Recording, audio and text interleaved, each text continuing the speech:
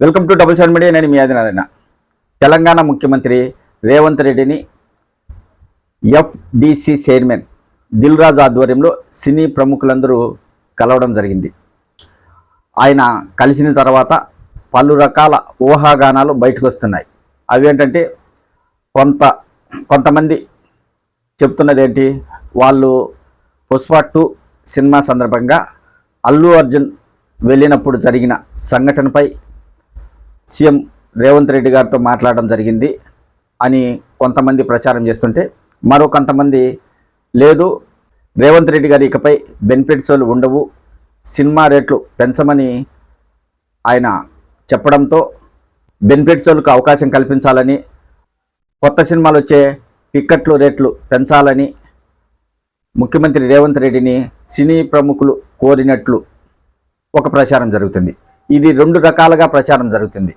మొత్తానికైతే సంధ్యా థియేటర్లో అల్లు అర్జున్ గారు వెళ్ళినప్పుడు జరిగిన సంఘటన గురించి చాలా ప్రచారం జరిగింది. ఆ సంఘటనపై రాష్ట్ర ముఖ్యమంత్రి రేవంత్ రెడ్డి గారు మాట్లాడడం జరిగింది అసెంబ్లీలో.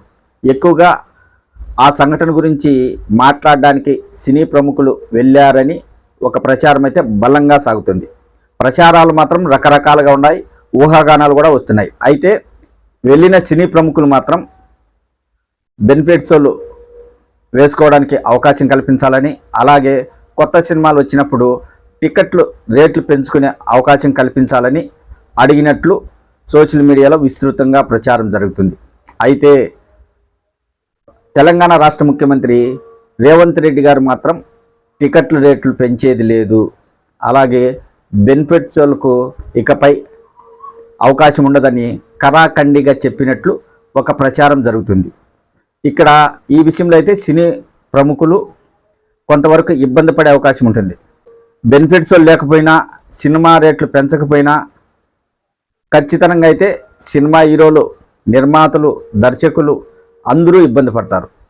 ఎందుకంటే సినిమా బాగున్నా లేకపోయినా ఇప్పుడున్న పరిస్థితుల్లో మొదట్లో బెనిఫిట్స్ వాళ్ళు, తర్వాత టికెట్ల రేట్లు పెంచుకోవడం వల్ల ఆ సినిమాకు డబ్బులు వసూలు అవుతున్నాయి.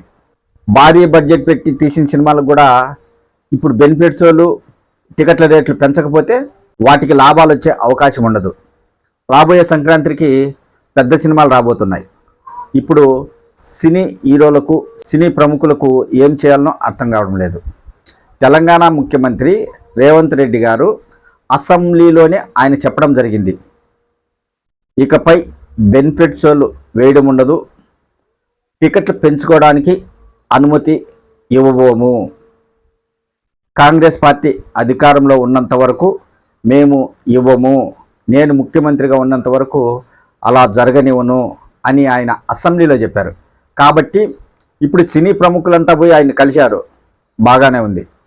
కానీ ఇప్పుడు ఆయన సినీ ప్రముఖులు కోరిన విధంగా బెనిఫిట్స్లకు టికెట్లు రేట్లు పెంచుకోవడానికి అవకాశం కల్పించారంటే ప్రతిపక్షాల నుంచి ఆయన విమర్శలు ఎదుర్కోవాల్సిన పరిస్థితి ఉంటుంది. ప్రతిపక్షాలు విపరీతంగా విమర్శలు చేస్తాయి. ముఖ్యమంత్రి రేవంత్ రెడ్డి గారు సినీ హీరోలకు లొంగిపోయారు, వాళ్ళు డబ్బులు ఇచ్చేతలకే వాళ్లకు ఇప్పుడు బెనిఫిట్స్లకు టికెట్లు రేట్లు పెంచుకోవడానికి అవకాశం కల్పించారు, ఇలా రకరకాల ప్రచారాలు జరిగే అవకాశం ఉంటుంది. అప్పుడు ఆ ప్రచారాలు జరిగినప్పుడు ఈ సినీ ప్రముఖులు ఎవరు బయటకు వచ్చి మాట్లాడరు. తెలంగాణ రాష్ట్రంలో ప్రతిపక్షంగా బీఆర్ఎస్ పార్టీ ఉంది. ఆ పార్టీ అనేక విమర్శలు చేస్తుంది.